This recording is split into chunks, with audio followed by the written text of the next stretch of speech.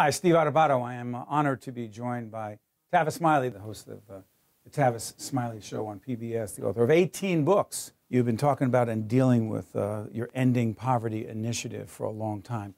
What is it, why is it, and why so committed? I believe that poverty, Steve, is threatening our very democracy.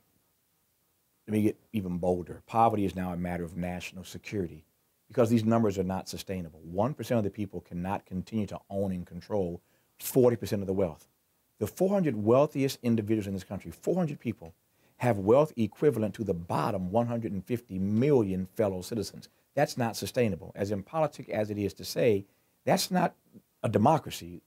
That's an oligarchy, it's a plutocracy, but it's not a democracy. And so I fret that, again, poverty is destroying our very democracy. It's now a matter of national security.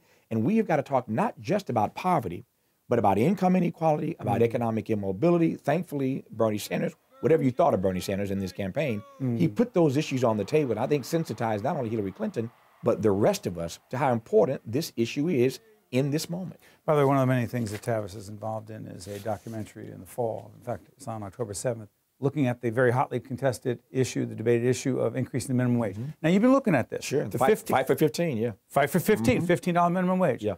So far, what have you found? Why is it relevant to not just this campaign nationally, but to everyone in this country? What I found is, and you know this well, I feel like I'm preaching to the choir talking to you because you know this stuff so well, but it's gaining momentum across the country, but state by state, city by city. You've made some progress here in New York State.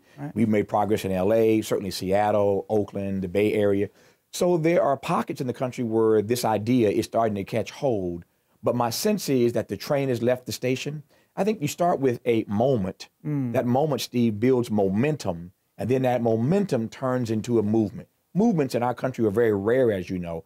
But I think, again, that we've moved past the moment. The momentum is clearly there. And we're now in the early stages of a movement to see the minimum wage increase to a living wage. And even getting up to $15 an hour, by the time these things phase in, most of these cities and states are phasing in over time. It's not happening overnight. By the time we get to 15, we'll still be behind what the minimum wage ought to be when we get there. So it's interesting. I've been fascinated, and as others who know you across the country, at the things that you have said with respect to and written about President Obama. President Obama on the issue of poverty.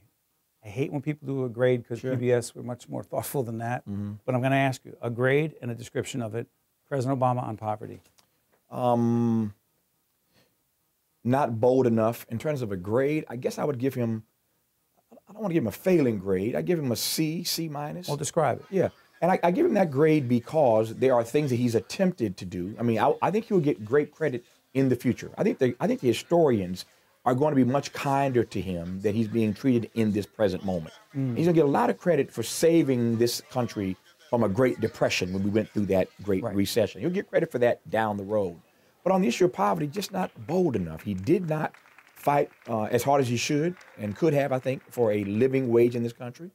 I think when they passed the stimulus package, which wasn't enough in the first place, they sent the money to the states, not to the cities. If you send it to cities, it gets to the people in urban areas who actually need that kind of support versus Republican governors who send the money and throw it back in your face in some instances, as you well know. So I think there are a number of things that creatively and innovative they could have done to make this fight for 15 much more aggressive. Those who argue, Tavis, that the Republicans in Congress were never going to give him any leeway and wanted to find a way to beat him at every turn, some say, best you could have hoped for, you say? They are right about the fact. First of all, they are right that he had obstructionism that the kind we've never seen. He had a headwind versus a tailwind. I get that. And yet my grandfather, Steve, said to me all the time, Tavis, there's some fights that ain't worth fighting even if you win, but there are other fights that you have to fight even if you lose. In other words, you have to live your life. You have to govern by a certain set of immutable principles. Campaigning and governing are two very different things. You can promise till the cows come home. But at the end of the day, when you get in to govern, you got to deliver on that. And so all I've tried to do, and some people got it and some people didn't, and I've caught some hell for it. Okay, I'm a big boy, I can handle it. All I've tried to do is to hold him accountable in love, hold him accountable to the things that he said he was going to do. And it's troubling for me when so many other constituencies did in fact get something out of the Obama years. Wall Street always gets what it wants. The Jewish lobby got a lot of what it wants. He evolved, to use his word, on the gay and lesbian issues. How about the poor? He evolved in that, but not enough. And black people. His most loyal constituency, these are the facts, this is the data, not my data, it's the data. Black people lost ground in every leading economic indicator category over the last decade. Over the last 10 years, black people have lost. Sorry for interrupting, Tavis. You hold President Obama. Partially, not completely. Largely? I'm not sure I would even say largely. But my point is that black people were his most loyal constituency, and everybody got something but black people. And symbolism is important, but it's not substance. I mean, I'm all for symbolism. I love the fact that my president's black. I voted for this guy twice like everybody else did. That's why I'm holding him accountable. But symbolism alone isn't enough. We need some substance, and the historians are going to have a field day trying to juxtapose the era of the first black president with the bottom falling out for black people. 2016 presidential campaign. What is at stake? Hillary Clinton, Donald Trump. You have called Donald Trump a stone cold racist. Am I wrong? No. I called him, my direct quote was an irascible, unrepentant, religious, and racial arsonist. And I said that many months ago. I think I turned out to be proven right by the things he has said and done. Make the case. To your question, though, about what this election is about, it's about, I think, very simply this, Steve. It's a simple equation. How we get there, I don't know. But this election fundamentally is about what kind of nation we're going to be. That's what it boils down to. The polls indicate that we don't like him or her. We don't like Bill or Hillary. We don't like Donald or Hillary. We don't trust either one of them. But we got to make a choice. And this election is fundamentally about what kind of nation we're going to be. Who are we really as a people? That's what this election, to me, is all about. It's going to make a statement to us. I'll make a statement to the world. It's one thing to profess a set of ideals, I-D-E-A-L-S. But the ideals that we profess as a country, I can't square with the ideas that I hear promulgated in this campaign. So fundamentally, Steve, who are we really as a people? What kind of nation are we really going to be? That is the question I think we have to wrestle with in this particular election cycle. Tavis, but here's the question I struggle with, and I bet there are a lot of people watching right now on public television as well. Think about it. Donald Trump and what he says and who he is one thing, but the millions who support him, or at least are very uncomfortable with Hillary Clinton, they are another thing. What do you say about them and to them? That America can do better, number one. It's about appealing to our better angels, not to the lowest common denominator. It is about what happens when you swim in a sea of hate. Even if you're a racist, when you swim in a sea of hate, you can sometimes get sucked in, pulled in by the current. And again, what kind of nation are we going to be? When Paul Ryan, who I can see being pained by the situation that he has found himself in with Donald Trump as his presumptive nominee, has to make a choice about this.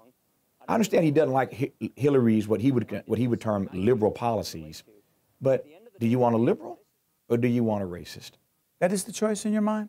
I think you look at Donald's racial politics, and it's hard for me to excuse that because you just don't like the other person's politics. Now, that doesn't mean that you, if you're Paul Ryan or some other conservative, that you get out campaigning for Hillary Clinton. But even making that choice makes a statement to me about what you value. Thank you, Tavis. Thank you, Steve. Appreciate you, man. Appreciate you. The preceding program has been a production of the Caucus Educational Corporation, celebrating over 25 years of broadcast excellence, and 13 for WNET, NJTV, and WHYY. Funding for this edition of Caucus New Jersey has been provided by New Jersey Council of County Colleges, the Healthcare Foundation of New Jersey, Johnson & Johnson, Cone Resnick, Adler Aphasia Center, the New Jersey Office of the Insurance Fraud Prosecutor, and by NJ Best. Transportation provided by Airbrook Limousine, serving the metropolitan New York, New Jersey area. Caucus New Jersey has been produced in partnership with TriStar Studios.